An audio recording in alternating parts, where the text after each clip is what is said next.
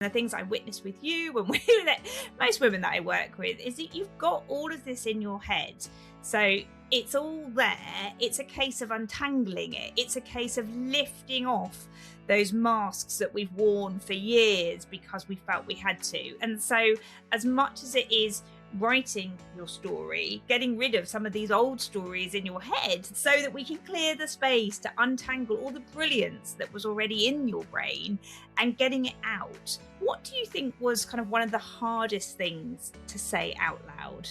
Sometimes you don't feel what you have to say is enough or worth space. And interestingly, you can have quite a lot of evidence to the contrary, but then you are potentially holding yourself back because of fear of exposing yourself in that sense.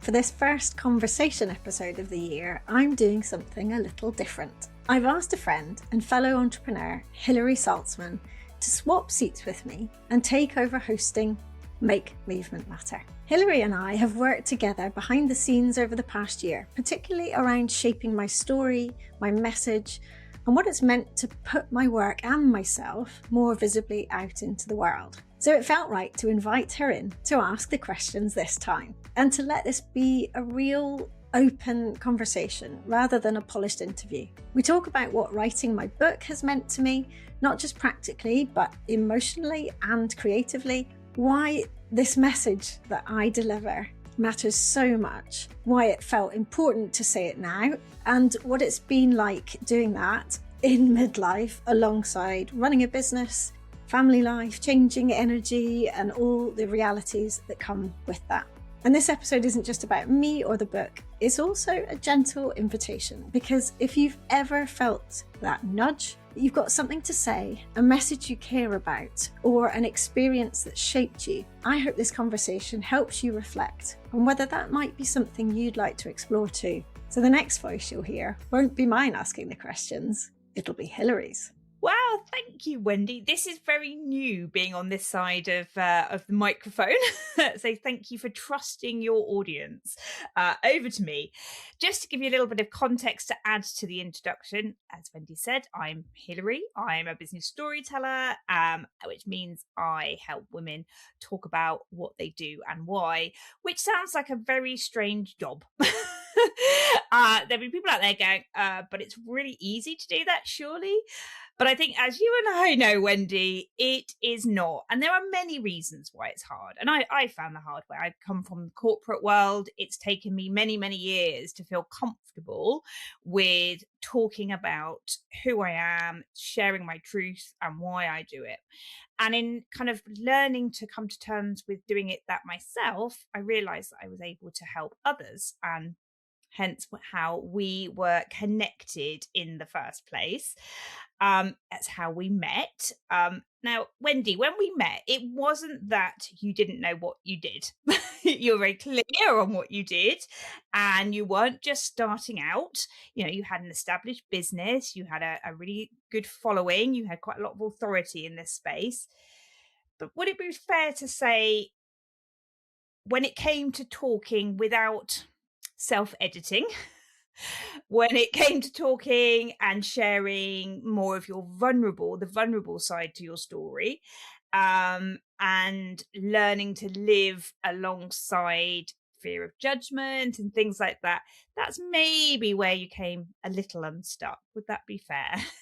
I think that would be very fair. And I have reflected on it quite a lot since we worked together, because there's an interesting before and after, and you kind of wonder why that is a struggle. And definitely part of it was because, like you just said, I came from originally a corporate world where everything's very buttoned up. You've got to be very professional, whatever that word means. And you've got to always be showing a side of you that is, for me, felt very forced. And I used to be a manager. I used to have a team in my marketing department. And And they always used to say very nice things because they said, you're just very real. You're not like so-and-so who, I don't feel I could go to. And I found that hugely complimentary. But I didn't actually know how to not be like that in those situations. But then when it came to something like speaking, having to present to the board about something, for example, wow, I struggled hugely. I couldn't show myself in that at all. Everything had to be very scripted so that it was safe. And so then fast forward, when you then start your own business, and particularly when that business is very much about you and your story. And I think that's what makes it even harder. There's a huge benefit to that you've lived through something that has brought such a significant change and impact to you that you desperately want to share it. But at the same time, it's all about you. So you feel very exposed and vulnerable. And if you've not been in a world of social media where everyone's talking to the camera and delivering messages and being themselves in inverted commas, that's a really, really hard thing to do.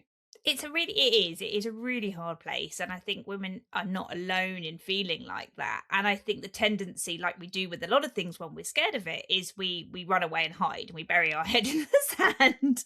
But when you and I met, you were just, I think it was the case that you couldn't kind of do that anymore. You couldn't ignore this anymore. So you'd signed your book deal and you were in the process of writing it. With that came the desire to rebrand and create a new website. Obviously, your business was evolving as well. It wasn't just about the book. Your authority was growing, your following was growing. You were really being seen for what it was that you're here to do. You were building a name for yourself, speaking in front of audiences, and you said loving getting audiences up and moving in front of you.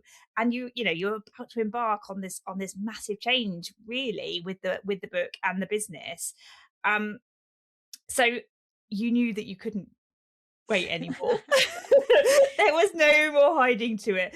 And getting that message out, it seemed like it was really important to you, not just from a functional place of kind of getting the book promoted and getting the business, but as a woman, as a mother as well, as a wife. It felt like it was something that you really felt you needed to do. Can you explore a little bit with me why it was so important to you? All of the above. All of the above. You touch on being a mum, and I think the honest answer there is that I had left full-time work to have my children because we moved countries. We moved from UK to Ireland. We tried to get another job with my husband's work, and I tried to get a job very heavily pregnant, and funnily enough, I didn't get one. Hello, come through the door, and then you're about to leave again. So then there was a break, and I always had thought in my mind that I would work through having children. It's funny how we put these things on our head, a bit like I thought I'd have different sexes of kids, and I didn't. I just had boys, and you don't realize what those things are until they're different. And I loved being a mum. I loved bringing them up. I threw myself into it fully. But there came a time when I realized that my brain was needing more, and it was harking back to who I was. And my life was really narrowing in a way that didn't feel like I was living sort of aligned with who I naturally am. And I struggled with that too, because why not? What's wrong with this? And there isn't anything. Of course there isn't. And it was a choice that I made, and I'm happy I did. My boys are happy I did. So I ended up filling my life with a lot of projects, getting involved with a lot of things. But I was always looking forward to the point that I could start going. And I tried to create a couple of different little businesses. You'd laugh, like a knee patch business for boys, because obviously my boys basically had holes in their trousers the whole time, and other things. And then I came to some marketing consultancy, but because I'd been in marketing before, but it still, nothing felt quite right. And then when this point in my life where I got into pain, where I, inverted commas, got injured, because nothing actually happened, but anyway, my injury then turned into this massive long episode. I fully believe that part of that was because I wasn't living in line with, I was holding frustrations, and that frustration I really took out on my body because I ran further and further, more and more frequently. I was pushing myself and not listening. So it kind of all comes together. And then eventually when I decided to actually coach natural movement, because I thought this is not only something that is highly important to me, no one seems to know about it, and why are they not talking about it? But also, I've always wanted to have a business, and I've always wanted to stand on my own 2 feet and do that. And maybe this is a perfect opportunity. It can all come together. And one of the key things was that I wanted my boys to see that I worked. And it was much later on in their childhoods. There was a good 10 years when I was just doing smaller projects and so on. But I now see how they see me. And I'm glad that I've done that. And it's not that to not work is an issue. If that is what you want to do and the way you do it, then brilliant, and own it and enjoy it, sort of thing. But for me, there was this burning desire. And so that, from that perspective, I've loved it. And the book has been a sort of culmination of that, where I could include them. And I talk in the acknowledgements at the back about how this is for mums and women, particularly midlife, to show just that you can. If you're offered something, say yes, even if it scares you, and do it. I think it's one of the things that I love the most about the book. I think it's really inspiring. You know, when I first met you, you're someone that just, your warmth and your positivity is it's infectious. But I think that I loved about the book and the work that you do is how accessible it all is. So, you know, as you say, as working parents, as mothers, as, you know, carers, whatever it is that we're doing, we're so busy. And I love the focus that yours, you know, the work that you do, and the book in particular, is just about those really accessible everyday things that we can do. So it doesn't feel like yet another overwhelming kind of like, oh my God, I've got to find space in my day for this. And it allows us to be, as you said, the person that we want to be, without having to make massive sweeping changes to the world around us. And I, you know, it resonates really well with me. It's very much how I see kind of the work that I do with the storytelling. It's just, you know, this sort of everyday, nothing, no big, great, epic story, no big, great, epic movement, you know, change in life. And I think that makes it really, it helps so realistic. And so for me, when I met you, the importance of weaving your story in there was absolutely crucial, because that's the bit that it's going to show people that actually this is where your life was. And, you know, your life is very much, you know, with lots of things in that you were saying, I was nodding along and go, yeah, I completely, even if I haven't been in that same situation as you, I can definitely see the impact. And, you know, I think this is where this book really helps people.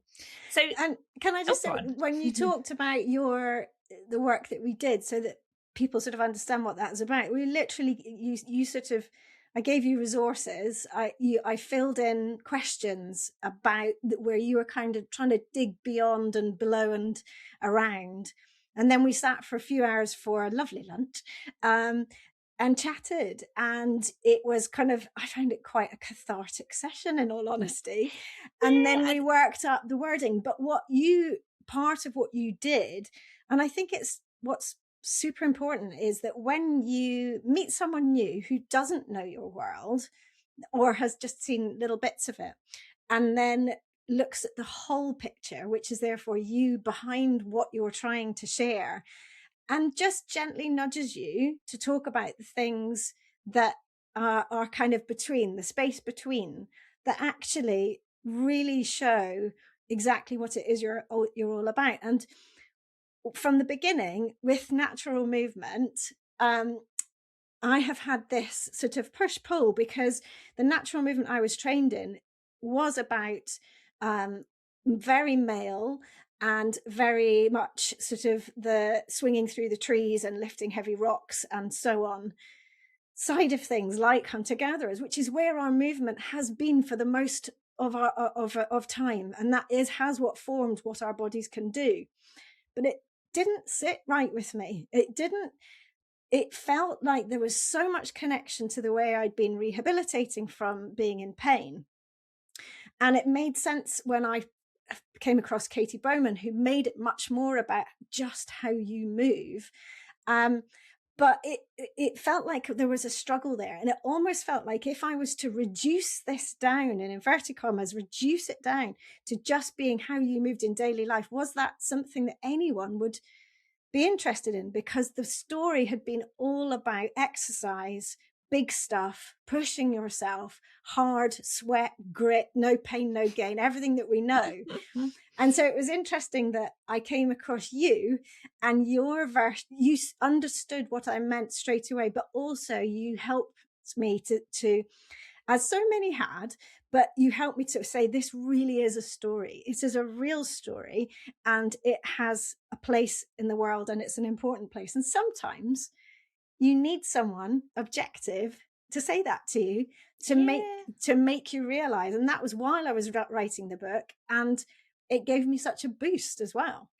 Yeah, I mean, I think it's really hard to see this stuff yourself, and we get stuck in the weeds. We start to doubt ourselves. We try, like I said earlier, we self-edit, so we kind of know what we want to say, and then we start to type it up, or we write a post, or we create some wording, and we go, oh no, it needs to sound like this, needs to sound like that, and it's really difficult to do. But I'm really interested in what you said about kind of the how movement and exercise kind of perceived as this sort of big thing, like on one side, and then you're like, actually, you know what, that doesn't really work in reality, so I'm gonna break it down and do smaller things. And I think it's very much the case with the work that I do as well, because a lot of what I do is an aversion to this kind of big, like, corporate kind of storytelling is all about fancy and performance and big words and grand stories. And because again, that's not accessible. It's not reality. And for some people it is, in the same way that, the big exercises for some people. But for the people that you and I work with, that's not the reality. And I think that is where, just having that connection between the two of us really helped me get into the kind of the mindset of where you were. And I think the thing with all of these things, and the things I witnessed with you and with most women that I work with, is that you've got all of this in your head. So it's all there. It's a case of untangling it. It's a case of lifting off those masks that we've worn for years because we felt we had to. It's, there is so much of a systemic kind of impact on the way that we as women hold ourselves and take up space and share our stories. And so as much as it is writing your story, it was about kind of, getting rid of some of these old stories in your head that run like riot. We know they do, so that we can clear the space to untangle all the brilliance that was already in your brain and getting it out through that process. So you worked with me on your story, and then I know you worked with a branding specialist as well to kind of visualize how you wanted to be seen in the world and create your website. Through the process of working with myself and working with Ellie, the designer, what do you think was kind of one of the hardest things to say out loud? Very good question. Yeah, it's a difficult question, actually. I think it was very much just along the lines of exactly what we were just saying about the fact that sometimes you don't feel what you have to say is enough or worth space. And interestingly, you can have quite a lot of evidence to the contrary, where people are saying, no, it really is. No, it really is. But then you are potentially holding yourself back because of fear of exposing yourself in that sense. And I think, so particularly with us, I think I was very cautious about being more vulnerable. And something I've always, again, had a push and pull with is online. How much should you share about yourself? And yet I try to be as authentic as I can, because that is, as we worked on together, it's one of my highest values. Yep. And yet I also know that I'm not sharing lots of background, not nice stuff, or things where I struggle more, and then that concerns me, because I think, am I not being authentic by Mm. not doing that? And yet I have quite set boundaries. I have boundaries around what I'll share with my family. And I Mm. also just kind of think, does everyone really want to see that? And do I want to show it? And so over time, I've come to peace with the fact that whatever I want to share, I share, and what I don't is fine. Yeah. And that there is that barrier has to come from my gut, rather than what should I be doing or shouldn't I be doing. Yeah, I think you've got a really healthy relationship now with that, and it's lovely to kind of to see that, because I think it's those shoulds, isn't it, that are the Yeah, most difficult bit. And I think once we can understand and believe ourselves when we say those shoulds are nonsense, it is exactly what you yeah, say, setting those boundaries.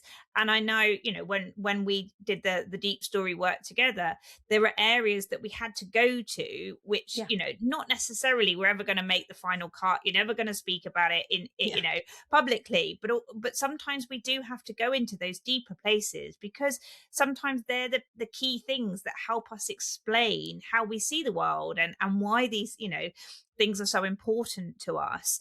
And so it's, you know, it is then being in, knowing you're in control, isn't it? It's yeah, going there, knowing what, you know, the kind of the stepping stones to your story, and then going, right, okay, I am in control of how I show up. I'm in control of what I say and what I don't say. And it is based purely on you and your own beliefs and your own boundaries, versus, oh, well, I think I should do this and somebody yeah, else is doing this, so I should know I shouldn't do that here. yeah. That's when, you know, we really feel free, don't we, to kind of say, okay, right, this is really who I am now. Yes, absolutely. How do you feel that, we'll come on to the book in a minute, but in sort of general life and the other things that you're doing, how do you feel getting really clear on your message, on your story, and how you kind of show up in the world now with your business? How do you feel that's helped you both professionally and personally?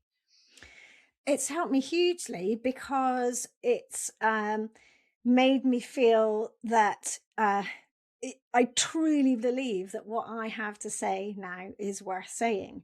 And strangely, part of that brand work, the story work that we did, and then that development and how that flooded into the book. Um, it's like a crystallizing experience, where I think what happens is you are more able to stand outside yourself and look Mm. in a more objective way, that sort of removes some of the deep emotion where you're worrying about how you come across, or how you're seen, or whether you're worth listening to. And by doing that, sort of extracting yourself, and then gathering that evidence of what people are saying about the actual value, and thinking about the people you've helped, and how they've experienced your work, it just gives a huge sense of fulfillment, because Mm. everything feels like it's in a nice shape. And I think prior to particularly the book, and obviously for me, I keep talking about my new website as my home. It's tidier and lovelier than my home by a long stretch. So I was saying to Amy and Ratka, I'm proud to send people there in a way that it wasn't that I wasn't proud before, it just didn't represent exactly what I'm about right now. And Mm. that's lovely to feel that. It's really nice that you've got a sort of a home online where people can go. But in the process as well of the book, it just meant that I could, as I said, I could stand outside. And the weird thing as well about a book is that it's outside of you, Mm. and it almost helps you to, it's almost like it's allowed and easier to be proud of this thing that's not directly you, even though you wrote it, even though it's about you, even though it's about all your knowledge, because you look at it and you think, yeah, I did that, and Yeah. I never thought I would. And I'm really proud. So my work generally has, to this point, it's been a very up and down and all over the place journey, in terms of the way the business works, but also my head alongside that, Yeah. and what I wanted it to be, where I want it to go, how I want to show up. All of that has been very complex for me. I've enjoyed all that, but at the same time, I have found it very tough at times. Yeah. Yeah. But ultimately, what I know is that it brings me huge fulfillment. in a way that I've never had in my life before. And, you know, I'm now 51. When I was 40 and in pain, certainly I never thought that this would be where I was in 11 years' time. In my 30s, I had no idea, and none of it was sort of something I dreamt of. This has all come about, but I'm so grateful that it has. And to know that I will look back when I'm older and think you did that is something that I am proud of. And that's a really great message in, you know, us just being open to where life is going to take us. I think, you know, I talk to a lot of, as I say, most of the women that I work with are midlife women. I'm 45 myself. And it's that kind of thing, you know, you just get to a stage where you're just like, right, I can do anything. And, you know, I've done the things that was expected of me. And now I don't need to do that anymore. And it's really exciting. And I think it's, you know, it's lovely to hear how kind of fulfilled you are around it. I'm just taking a quick break to share something I'm really proud of. My book, Move Well for Life, which is now officially out in the world. I wrote this book because so many people, despite feeling like they're doing all the right things, exercising enough, being active, and generally looking after themselves, come to me still feeling stiff, restricted, or worried about what aging might mean for their bodies. This book helps make sense of why that happens and, more importantly, what you can do differently. The book is not a workout plan to blindly follow and hope it will stick. It's a practical, reassuring guide about learning how to move better in your own daily life. We look at how you sit, walk, get up and down, reach, rest and move in the many in-between hours, so the way you move actually supports you for the long term. As Kay Cleave, known as Aging Disgracefully on Instagram, put it, this is the book we all need to read, especially as we age, to help us enjoy moving our amazing bodies. And Rosie Nixon, author, speaker and editor, described it as a life-changing book for anyone looking to live better for longer.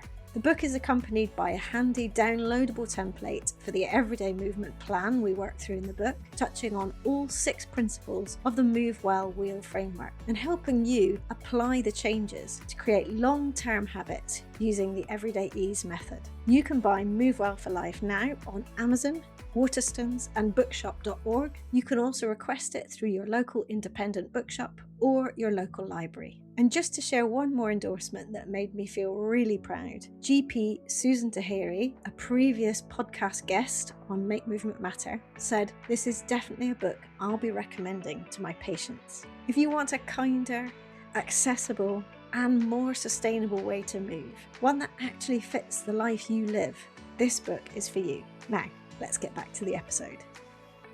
So I want to talk a little bit about the book in a bit more detail. So Move Well for Life, Unlock the Life-Changing Power of Everyday Movement. Love it. So it came out just after Christmas. Yeah, 1st of January. Yeah. Amazing. And if anyone hasn't read it yet, do go and read it. link in the show notes. Link in the show notes, absolutely. Well, as I say, as a busy working mum myself with chronic inflammatory arthritis, everything that you have in the book is just like gold dust to me. But let's talk about kind of why you decided to turn your message into a book. We've both written books. So this is another area that we bond in. So my book came out, it's the end of 2024, which is quite amazing. Yeah. We're doing our bit for getting more female nonfiction authors out there. Yeah. What made you haven't said what it was called, just while yes, because it's really hard to use. So publicity, and I always forget. So the book is called The Roar of Her Story, and it is about everyday storytelling in the same way that yours is about everyday movement. So yes, thank you for that plug. Yeah, what kind of talk me through the process? Because I know you had the dream scenario. You had publishers reaching out to you to say, "Hello, clever lady, would you like to write a book for us?" And that didn't happen to me. That doesn't happen to a lot of people. So tell me a little bit about that process and why you decided to go, you know what? Yeah, I will take that on. I will write this book.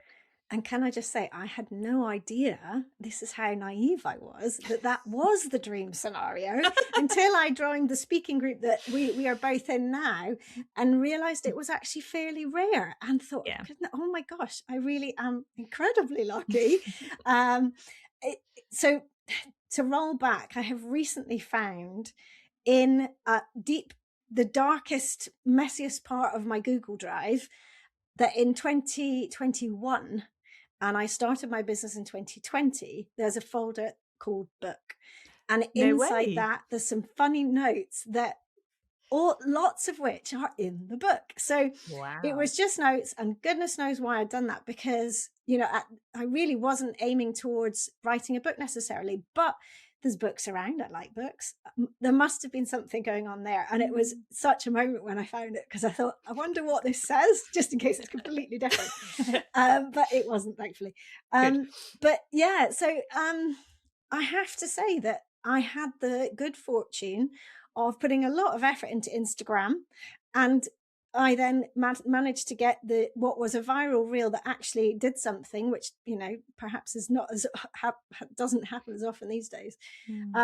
Where overnight kind of thing, within about 3 weeks, my following went from 2,500 to 90,000, and that was a very Wow. odd moment in time. It was very validating for the fact that my message was worthwhile and so on, but it was also incredibly intimidating, because I thought, who are all these people and why are they interested? I'd been kind of quite happily hiding a little bit before, Yeah. just putting out bits here and there, because I wasn't someone before my business that was even on social media, let alone ever posted. I wouldn't know how to do it. So it was a big shift for me, and very, very public and exposing. And I think in all honesty, that took me quite a long time to get over. And please, if you're a follower, don't unfollow me now. Because, I love it, and I am so grateful for the following that I have got. But in all honesty, that is also what publishers are interested in. They want to know that an audience is there, because it also does validate a story. It does validate a message and validates work. And let's not be silly about it. It also means that you've got an audience to sell your book to. So I get it. And I did have, but the people that approached me, I had two different approaches. The people that approached me both had been following me for a couple of years, so they knew already exactly what I was about. And the one that eventually stayed with me, Headline Home, the original editor, she came to me because she said, I've been doing yoga all my life, and I teach this and that and so on. But then I've suddenly seen what's happening to my parents, and what you talk about now resonates so much more. And she was midlife at this point, and so it made sense to her. And that's when I knew it was all going to be fine. I wasn't going to have to force through something that didn't feel right to me, because it was they wanted me to write about my message. And so then from there on in, it's such a long process. It really is. Even getting contracts, I still had to do like a proposal with a sample chapter, contents lists, and so on. There was, as I say, there was another publisher involved as well. And it takes a long time. And then you've got sort of 9 months, depending, to write it. So it really is a long, long process. But you should be so an proud of enjoyable yourself, one. though. Yeah, it is. And it is it's a very proud moment. And I think it's really interesting what you were saying about, it was down to kind of this individual, one editor, that had a personal experience and saw themselves reflected in your message, saw her life, saw her parents. And I think that's when messages really stick. And it would have been the same with the reel that went viral. It something doesn't go viral just because lots of people watch it. It's because they're seeing something, and that is then played forward. And I think so as much as you will say, oh, I didn't know what I was doing, I didn't know what my story was, and all of this, it just goes to show that actually, I think you had, in terms of the value that you brought and the value of the work that you do, your message was lovely and clear. I think it's also a really encouraging message around just kind of trusting the process, because social media is an absolute minefield, isn't it? And you kind of think, you put your effort in, you do a few posts and you get tumbleweed, you're like, why on earth am I doing all this? And you never know who's watching, who's listening, who you're helping, who you're inspiring. And it's just a really nice lesson in kind of keeping on going. Just imagine how we would live our lives if we didn't know, but what was happily coming, what was just around the corner, and let's not talk about the bad things, but the good things. Yeah. What could just be in front of us, because I think we're so good at focusing on negatives or worrying about what might not be and so on, but we've no idea what's ahead of us. No. And therefore it's potentially, life is all opportunity.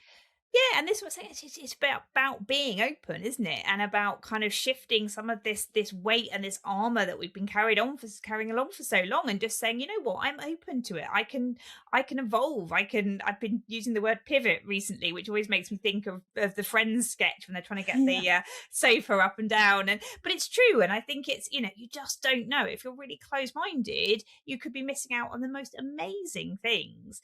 Yeah. Tell me a little bit about the process of writing. So I wrote my book in a different way to yours. I was self-published, but also I had written a lot of the content already through my podcast. Tell me about the process of writing, but specifically tell me about the process of writing as a midlife woman going through a few, shall we say, changes in her world. What's that like, Wendy? You can hear the sigh. The process, so I had already been building a framework that I had used in a mini course that I was using with private clients.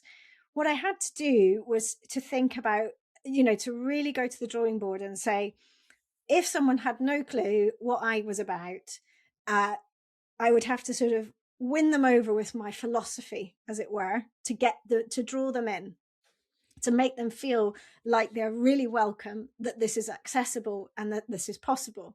Mm-hmm. And so I knew that had to be the start of the book, because I had to win them over to want to see the value of the way they applied the rest. Because I think there are a lot of books, a lot of methods where it's kind of tick box. To age well, to do this, you need to do these 5 things. Can you, can't you?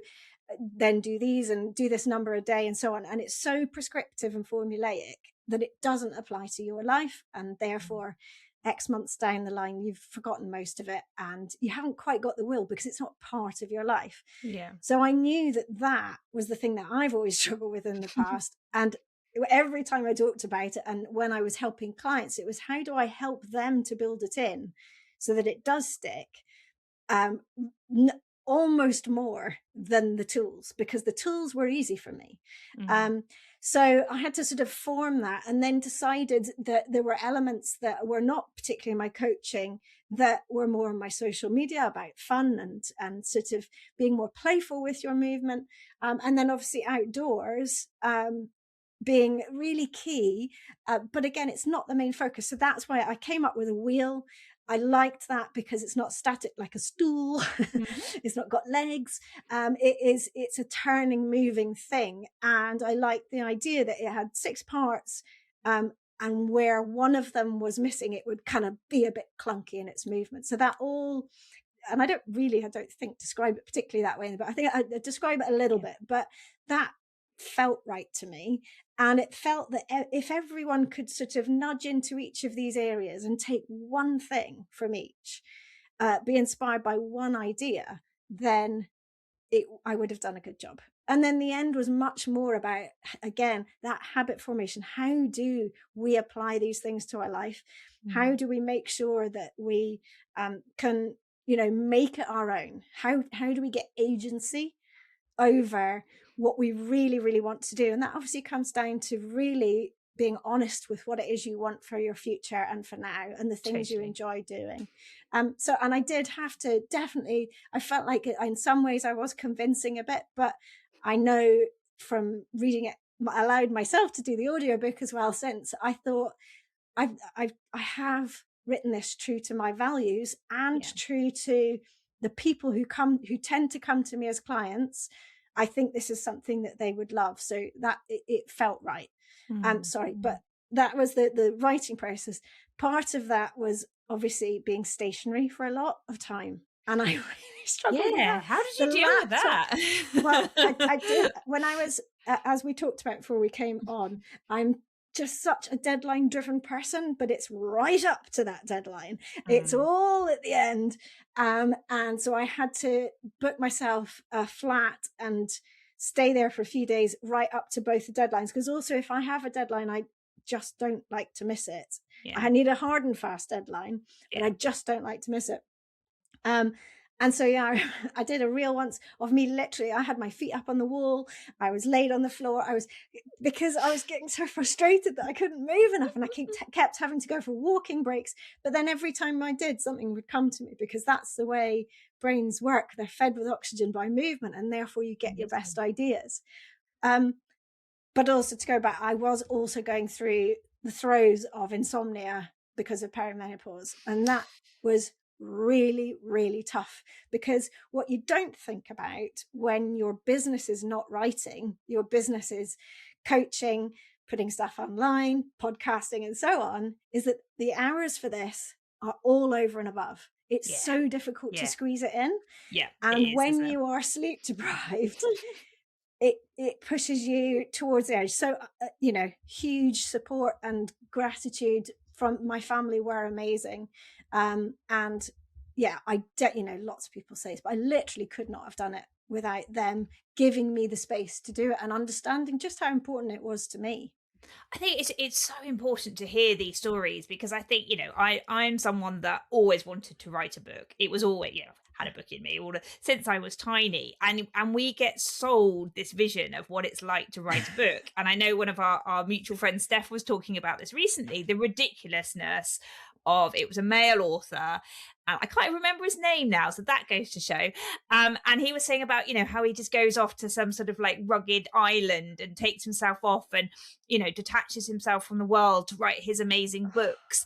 And you're just like, oh my God, but that's so unrealistic. And I think Steph said, I hope that, someone, looked after his wife at the time when he was doing all of that. And but it is, I think to hear the reality, some people have the luxury to go and sit down and write a book and take themselves out of the world and just focus. But for the majority of us, especially us women, we're grabbing the moments that we can. And I'm a bit like you. I kind of work only really well to a deadline. So the idea of kind of, doing 10 minutes here and there, whereas it's lovely practice, my brain doesn't work that way either. No. But it's so refreshing to hear this reality side of it, because I think, again, it's everything we're doing, everything you're doing, the work that I do, so many of our mutual friends are doing, is about shifting these perceptions, stripping back this nonsense that we're being sold about how we should do things, and finding new ways to do it that work for us. And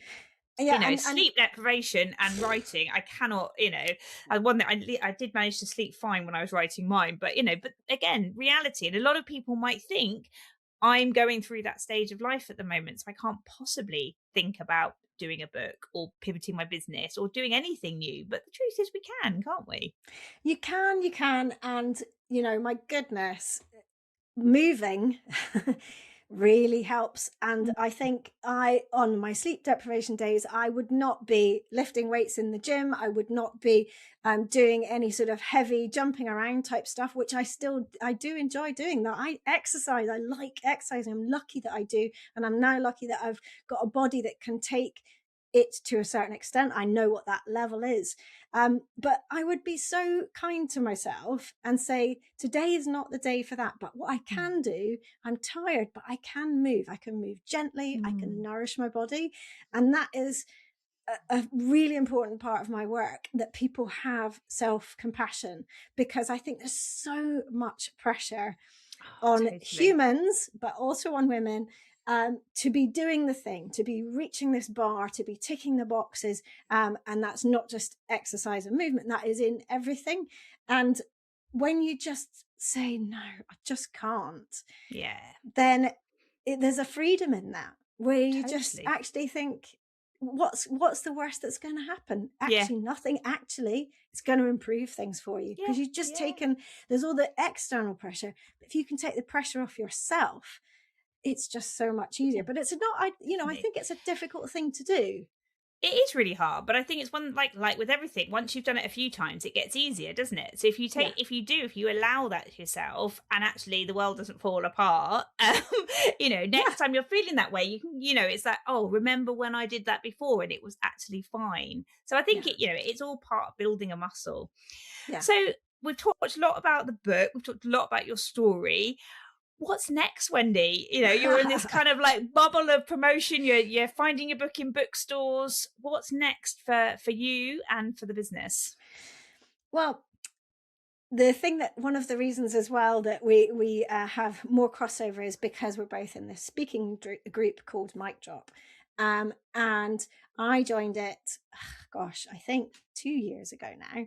I have done some speaking engagements since then, but it's an area of discomfort for me, hence struggling more with speaking to camera and sort of slightly sometimes finding myself hiding behind reels where I am just moving and I'm not talking. Mm-hmm. And yet I've got a podcast and I really love chatting. So what I know is that when I am talking in a more relaxed situation, but also where I'm very much happily being me, I'm fine.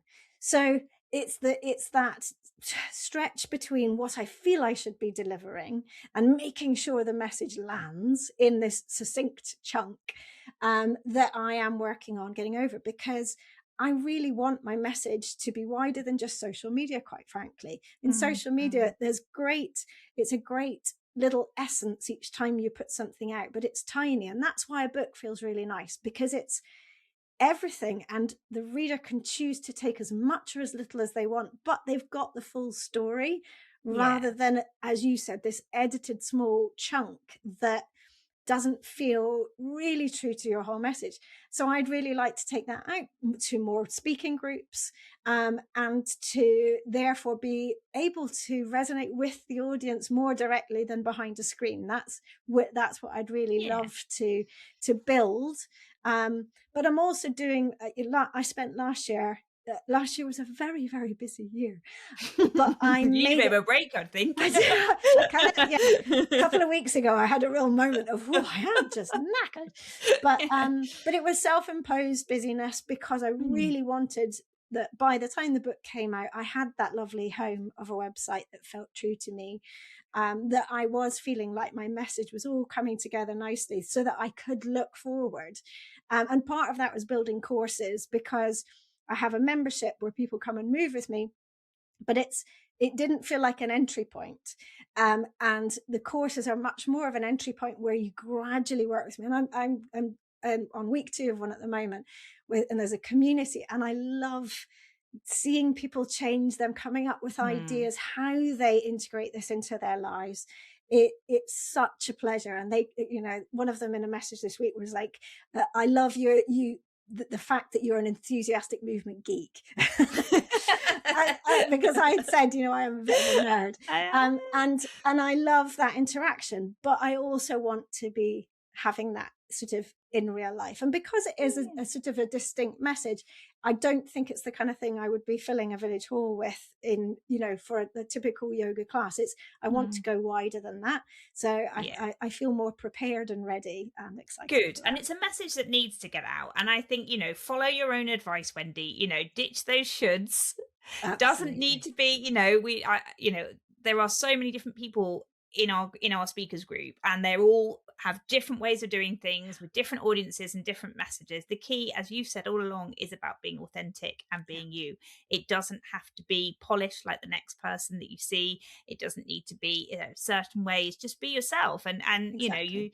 You've got an incredible message to share. You're really, really making a big impact in people's lives, and don't stop doing that. And it's amazing. And congratulations on the book again. So they Move Well for Life is out now. Where can people get the book if they want to get a copy? Well, it's on Amazon. And shameless request, if you do enjoy it and you bought it on Amazon, please put on a review. Because it really difference. Apparently it really helps the audience. It does. Yeah. But also Waterstones and bookshop.org, who are you get it basically through your independent local retailer, but online. So that's a really nice, but you can get it in your local library if you just get them to request it. So, it is accessible everywhere. And in fact, someone in New Zealand has ordered it from her library, which is not even out in New Zealand until April, I think. So she's well ahead of the game. That's signing. The message is spreading far and wide, and that's incredible. So nice. Yeah. Oh well, look, Wendy, I wish you all the best with it. And can I just say before we finish, I've loved, the fact that you accepted the challenge of coming to be the Wendy for the day. And obviously this is Make Movement Matter, but the point is it's about getting a message out, and that is the message that I try to get out. And I just want to say how hugely grateful I am for the work that we did together. And what I hope the viewer listener can see and hear from this is that when women support women to do what they want to do, that support is so foundational and fantastic. And it's a way that, particularly as entrepreneurs, that we come together. So if you've ever got an idea, you've ever got a yearning to do something, or you've had an experience that makes a change, just think, could you do something with it? Because it's hard. There's no point saying it's easy, but at the same time, it might be a huge thing. And I'm sure you would fully resonate with that. Oh my God, that's great advice, Wendy. Absolutely. I mean, I think, we can all learn from that. And I think, it's just those little, you never know where those little ideas are going to go. It's exactly what's happened with you. And I think, building that community around you, sharing, collaborating with people, it's no coincidence that it was many women working on getting your message out there, getting your book out there, getting the website done. And it's fantastic to see. So great message to end it on. And thank you once again for letting me talk to you in this way. Thank you. Before I wrap up, if you've enjoyed this episode, I'd really appreciate you taking a moment to rate and review Make Movement Matter on your podcast platform of choice. It genuinely makes a difference in helping the podcast and my message reach more people. And if something in this conversation resonated, I'd love you to get in touch to tell me how. Share a clip or a takeaway over on Instagram and tag me when you do. That's one of the best ways this message continues to travel. If listening today has made you curious about your own movement, not just exercise, but how you move through everyday life, and you'd like support to feel more comfortable, capable, and confident in your body, you can find everything over at reclaimmovement.co.uk. You'll find simple ways to get started, like my mini course, Happier Hips in 5 Steps, my 8-week signature course, Reclaim Everyday Ease, or access to a library of short movement videos and longer classes designed to help you integrate healthy, natural movement into real life, not add another thing to your to-do list. Thank you so much for listening and for being part of this community that's helping make movement matter in everyday life for life. Tune in again next week. And if you never want to miss an episode, you can sign up to be notified by email when new episodes are published by visiting the podcast webpage at reclaimmovement.co.uk/Make Movement Matter podcast. And in the meantime, happy moving more naturally.